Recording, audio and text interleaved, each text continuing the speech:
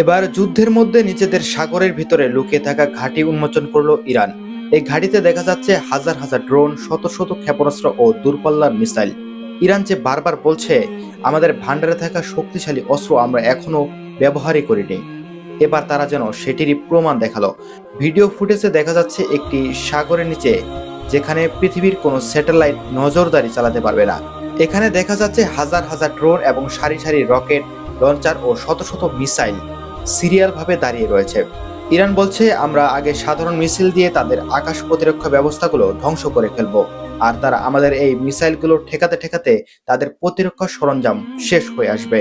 এরপরই আমরা আমাদের আসল অস্ত্র বের করব।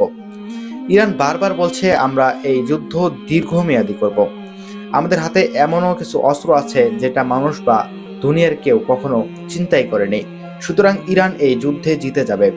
আমেরিকা ও ইসরায়েল পালাতে বাধ্য হবে ইনশাল্লাহ। তো যারা ইরানকে ভালোবাসেন, ইরানের সাফল্য দেখে খুশি হন, তারা ভিডিওটি ঝড়ের গতিতে শেয়ার করুন।